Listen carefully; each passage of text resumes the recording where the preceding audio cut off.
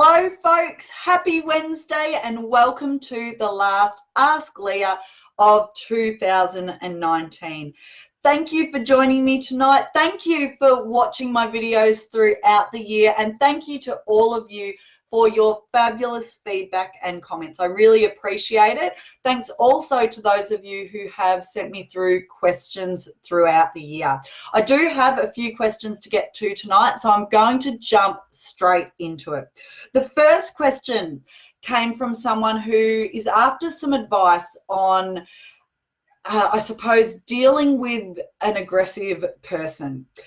Now, not an aggressive person in terms of getting defensive and, really shouty and intimidating, but aggressive in terms of using the volume of their voice to try to shut them down.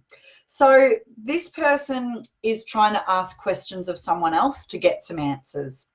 And because the other person doesn't really want to answer, what they tend to do is they get loud and they get shouty. Maybe they don't even realize that what they're doing is aggressive, but they get very loud, and the person, let's call her Hayley, who is asking the question, finds that when the other person gets loud, and hi Den, welcome, when the other person gets loud, she shuts down.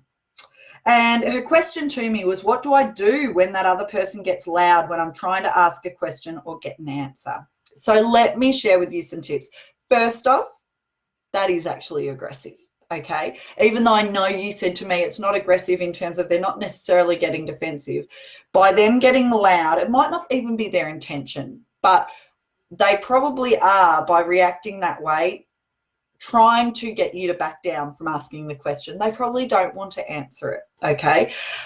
So they're getting loud. And by you shutting down, that's probably, unfortunately, giving them what they want. So how can you respond differently? First of all, do the thinking first before you even go in to ask this question. If you know they tend to react this way, do your prep work. For starters, know what your question is, but also, really importantly, the intention behind asking it, the why. You need to know the why. Hi, Caitlin, the why behind the question that you're going to ask. And you need to share that with the other person.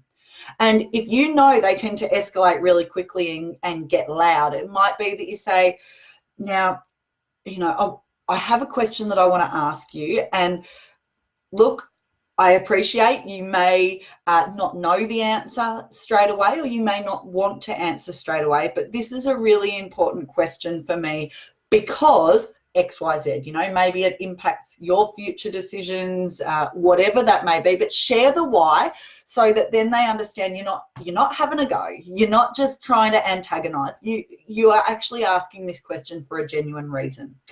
The other thing you need to do in preparation is make sure that you are really super calm yourself, okay? Really calm, and that your voice is strong and assertive but not elevated, okay?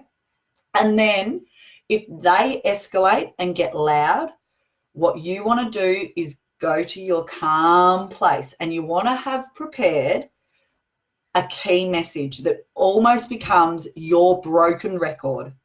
So that if they escalate and they're yelling or getting very loud, you might say something like, look, I appreciate that you may not want to answer this question. I appreciate you don't have the answer now. However, I'm asking for this reason. Yep, I get that. I'm asking for this reason though, and this would really help. And you need to be very, very measured yourself. And what you may find is they de-escalate. And the reason they may de-escalate is, one, because you're being very calm, but two, if they're used to you shutting down, and that's sort of the power play for them, I'll get loud because I know then Hayley shuts down. If you're not shutting down, if you're staying calm and reiterating your point, they are more likely to de-escalate and hopefully answer your question. Know, though, that some people struggle when they're put on the spot. So potentially, in terms of compromise, and you do need to think about this beforehand, potentially one of the things you could offer them was, look, I appreciate you may not have an answer for me now. So how about I leave this with you, and give them a time frame. So it might be, how about I leave this with you for a couple of days and I come back and speak to you about this on Friday. And if you say that's what you're going to do, make sure you do then follow up. And this can be a compromise. You know, obviously I love communicating in the moment because it's what I do. But one of the key learnings I've had to come to over the years is that not everyone wants to talk about it in the moment, because some people do struggle to regulate their emotions. Some people, particularly more passive communicators, they want to go away and process their answer and really think about it rather than do it on the spot. So having that empathy, even if they do tend to respond quite aggressively, that empathy of going, okay, it may not be their intention. It may just be that they struggle to communicate and they think differently to me. So again, think about that as well. Hello, Mia. Hello, Janelle. The other thing you can do, if it really does kind of get out of hand and they do start getting quite aggressive, is something that I've talked about before, but it's escalating with notice, where you might say to them, look, yeah, I can appreciate that you're upset and I really want to have this conversation with you. However, if you continue to yell at me like that, I am going to go away and let's have this conversation again when we can have a conversation. If you do that, do know that that may escalate them further, but it may also be the circuit breaker that you need. You know this person better than I do. So with some people, that escalating with notice can help, and they realize, it sort of catches them out and they realize that they're maybe yelling. Maybe they didn't realize it before, but with some people it can escalate them. But again, the key is you be prepared, you stay super calm, and when they get loud, it's holding your ground. And that holding your ground even goes to the way you stand. Okay, you're not getting all intimidating and, you know, standing over someone. But I know you're female, you're dealing with a man who gets quite aggressive now. Sadly, this is something that still happens, and it often surprises my male audiences when I talk about this. It shouldn't happen, but there are still particularly men, we all know, not all men, but there are still men out there who will use physical size to get up and intimidating over women. I've had it happen to me multiple times. This isn't just theory. Every time I talk about it in a workshop in male-dominated workplaces where there's a few females, you always get women going, yep, that just happened to me recently. It shouldn't happen, but unfortunately it still does. So for you, it's when you're asking the question, make sure, you know, shoulders back, you're standing up straight, you've got your feet planted, and that you're standing in that quite strong position as well, so that when the other person gets loud, you're showing through your body language and also the way you're responding that you're not backing down. So I hope that helps. Do feel free to follow up with me if you would like. It is tricky, but do know they are probably using that getting loud as their intimidation tactic, and you are not playing that game. Okay, hi Liza, thanks for joining. Hi Jenny and Sue as well. Okay, second question tonight relates to the post that the blog that I shared this morning around communicating with family at Christmas. So if you haven't already read the blog, go and track that down. I will also put the link in the comments after I post this video tonight. There's some great tips in there. But the question that came from someone who is preparing for a family Christmas in the coming weeks, and they're catching up with their in-laws, their husband's side of the family, and they don't see much of them. And their question to me is, how do I know, like, what am I going to talk about? We don't really see each other. And my sister-in-law tends to be really passive aggressive, and she's got a family as well. But I only ever hear from her when she needs something from me. And really the whole thing is going to be a bit uncomfortable because we don't see much of each other with the parents, and then the sister-in-law, there's this passive aggressive stuff going on. Okay. I could talk about this for hours, but I'm just going to share some top tips with you tonight. The first thing to do is you make a choice before you get there, before you go. You make a choice for yourself, and maybe also discuss it with your husband. What experience do you want this Christmas to be? Okay. What do you want it to be? You're taking your kids there. It doesn't mean you put up with any old crap or any old communication, but you make a choice. It's Christmas. I'm not getting sucked in. I'm not playing the game. I want this to be a nice experience for the kids. So I'm not biting because, let's face it, some people try to get you to bite. Okay. Not playing the game. I am making a choice about how I respond and about how I show up. Now, if you are thinking, I don't really have much to talk to these people about, what I really encourage you to do is to go prepared, one, with some questions to ask them, and two, with some answers to the key questions you think you might get asked. So this is about doing that thinking first. In terms of questions for them, some really basic ones that are great conversation starters, and I often use these ones at networking events at this time of year. What was the best thing that happened to you this year? Okay, what was the best thing that happened to you this year? And then what are you most looking forward to about next year? Okay, two questions that it doesn't really matter how much you see of someone, but they're ways of showing interest and generating conversation, because one of the concerns this person has is about lulls in conversation because we just don't really have much in common apart from the fact that we're family. So have a few questions up your sleeve. Also, though, have an answer to some questions. So something that comes up again and again. Every Christmas I get asked this question by someone. How do I respond to that dodgy question from, an aunt or uncle or cousin or whatever it is, when they always say to me, oh, aren't you married yet? Or when are you going to have kids? Or, all of these inappropriate questions. My advice is to be armed with, again, that broken record response that you're comfortable with that shuts things down.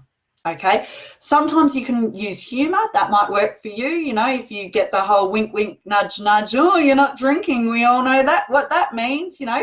Your quip in response might be, we sure do, no hangover tomorrow.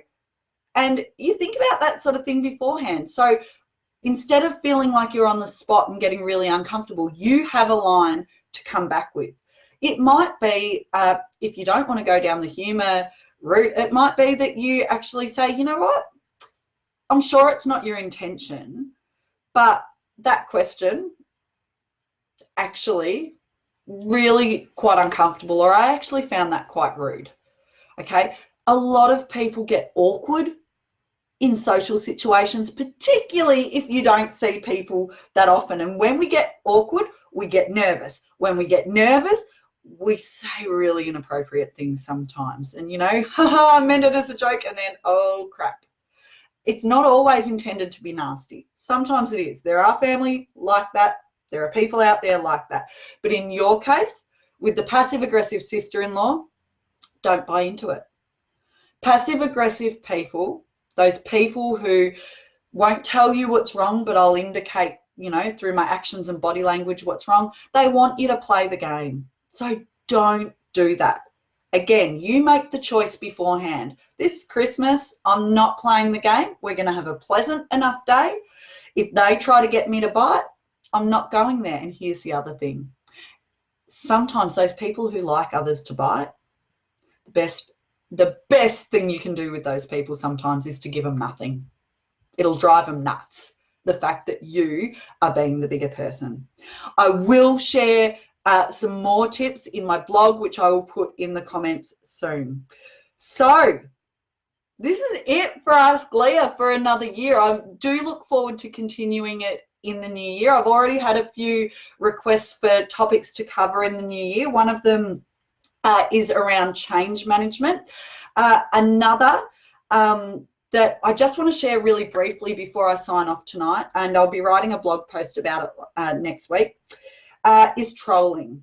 And like I said, I'll address this next week, but I just want to before I sign off, social media is a wonderful place. It's a place where we can connect and share ideas and hopefully have respectful debates. But there are people, and thanks, Liz, there are people on here that just like to stir the pot, that try to provoke just try to provoke. And unfortunately, I witnessed some pretty horrible trolling yesterday. It wasn't actually on Facebook, it was on LinkedIn, which is probably why it surprised me. It wasn't on my post, it was on a colleague's post, and it was a pretty benign post. It was a post about female representation in government and in Parliament. And unfortunately, that post obviously got picked up by a couple of extreme male groups that don't like women very much. And there were some pretty horrific comments, pretty awful comments. And the question around what we do when we see this and when we see this trolling happen, a couple of tips for you. Number one, someone should respond. Now, I know this is controversial because some people say, oh, you don't respond to trolls. I actually disagree. Don't get engaged. Don't get sucked into the back and forward, because you're never going to change their mind. They're not there to listen. They're there just to provoke. The reason, though, someone should respond is because if you don't, so if no one had responded when these horrible people wrote things on my friend's post yesterday, if no one responds, it gives it legitimacy. And yes, it's easy for me and others to go, oh yeah, but it was obviously just a hateful thing to write. There are people like that who out there that see it and agree with it. And because no one's countered it, they think, see, my point has legitimacy. So I was the person yesterday that responded. And I responded very measured, and I knew what I was doing, and I knew that they'd pile on me after I did. So I commented, and they piled on, and they wrote some really horrible things, and I didn't bite back. But I'd done the initial one. Now, how can you all help? How can you all help when you see this kind of crap on social media? Here's the thing. You don't have to be the person that responds. I know not everyone is comfortable doing that. But what can you do? If you see trolling and someone has responded with a positive or counter comment, like that comment. You don't have to say anything, but get on there and like it. Give it, that comment, as many likes as you can to show that that person has the support.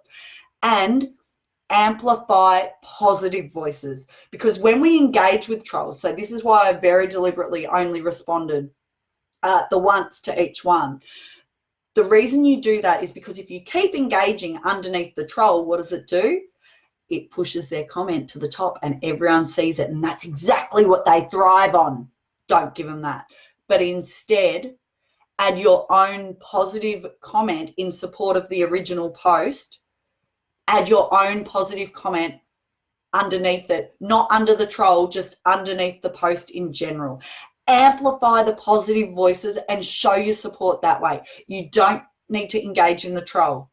You can call it out though. You might, if they then troll you, you might just say underneath, I don't respond to trolls. Then ignore whatever else they post.